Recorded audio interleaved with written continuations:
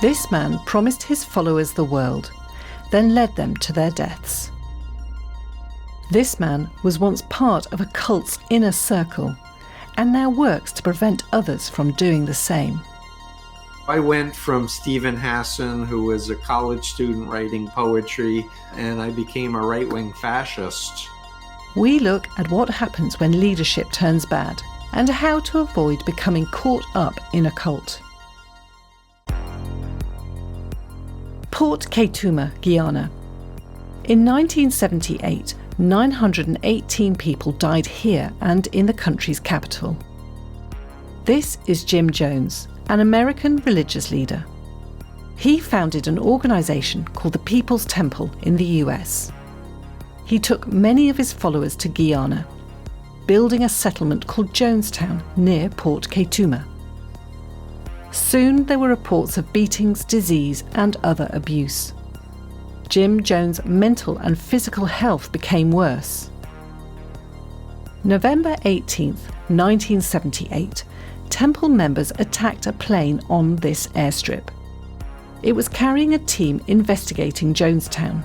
5 people died, 11 were injured. In Jonestown, the remaining cult members drank or were forced to take poison.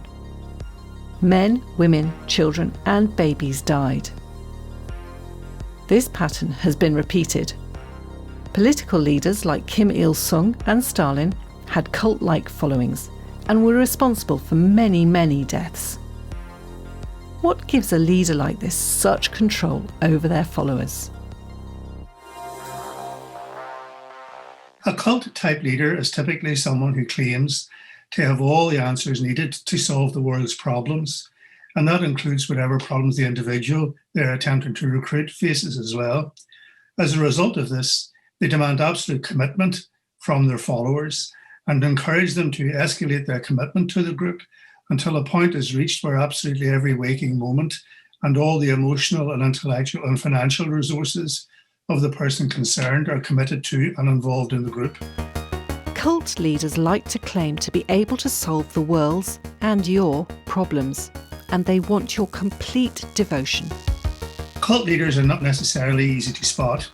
At the beginning, they are approaching you in a friendly spirit. They claim to be offering just some interesting ideas about politics, life, religion, or whatever. And they only become clearly cult leaders for most people after a period of time when the person concerned has already escalated their commitment to the group beyond any point of reason. Cult leaders are not always easy to spot. They can appear very friendly at first. Well, if we take Jim Jones as an example, he staged miraculous faith healings in which he claimed people were being cured of cancer, that the blind could see and the crippled could walk. But he didn't necessarily begin to influence people by showing them these things. At the beginning, most people wandered into what seemed to be very warm and inviting church services where they felt welcomed in a way that many of them hadn't been welcomed before. And it was only after some period of time that they then were exposed to these deceptive techniques to convince them that Jones was a man with amazing powers beyond the norm. Leaders like Jim Jones go to great lengths to welcome in new people. We can call this being love-bombed. Most of us are vulnerable to the lure of cult leaders at various points in our lives, particularly after we have had some kind of stressful experience, such as maybe going through a divorce or losing our jobs. For example, if you look at the Jonestown group, many of the people who joined it had suffered from racist abuse in the past, which traumatized them. Many others were returning veterans of the Vietnam War who were suffering from post-traumatic stress disorder and were looking for some kind of idealistic community or group to which they could join and which would make them feel welcome. Leaders promising all the answers can seem attractive when we are vulnerable. So how can we recognise these leaders? The first thing I think we need to do is to require people making extraordinary claims to offer a great deal of evidence in support of them. Beyond that, if we think we are in an environment where we're being subjected to pressures that we don't like, that are asking us to constantly escalate our commitment to those groups, and where criticism of the leader is forbidden or discouraged in various ways, it is best to try and get out of that environment as quickly as is possible. If you are feeling controlled by someone else, it is best to leave. This isn't always easy to do, so try to get support from others if you can. Dr. Stephen Hassan knows all about cults. In the 1970s, he became a senior figure in the Unification Church, more commonly known as the Moonies. The church was set up by a Korean called Sun Myung Moon. He claimed to be God's Messiah, but members were often cut off from their previous life, prevented from seeing family and friends. Stephen now works to stop others from becoming a victim of cult leaders. My personality changed dramatically. That's one of the telltale signs, actually, of being in an authoritarian cult, is what we refer to as a radical personality change.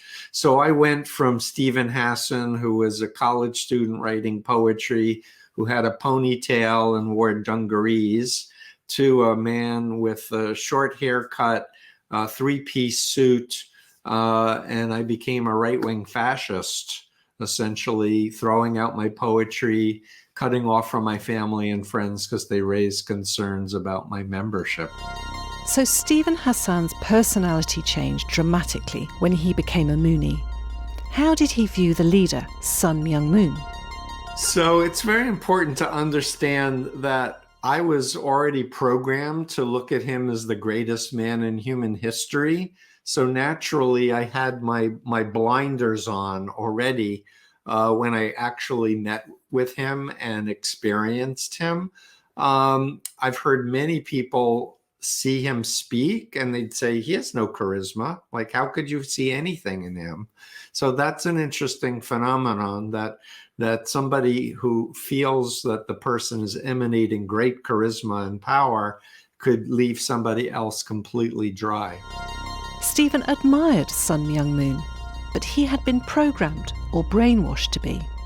Others saw him differently. How did this inform Stephen's view of leadership? First of all, I consider myself, before the Moonies, a bookworm introvert. When I got into the cult and I was pushed into leadership positions and recruiting strangers on street corners, I became very extroverted in my cult identity. In fact, I was told to become a small Sun Myung Moon and think like him and walk like him and talk like him. And when I got out of the cult, I didn't want any leadership. I didn't want to influence anybody. And yet I knew what I knew, and I knew that I had a contribution to help others. Stephen realised he had a leadership role to play in preventing others from joining cults. So how does his leadership differ now? I want people to ask me questions and I answer honestly and responsibly.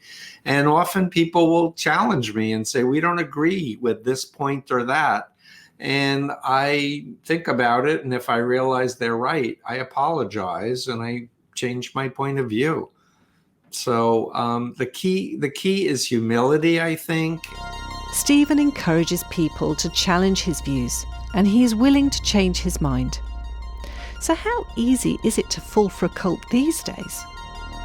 Social media is intentionally going to use information that's gathered about you from all of your activities. There are some 5,000 data points on every human being, I'm told.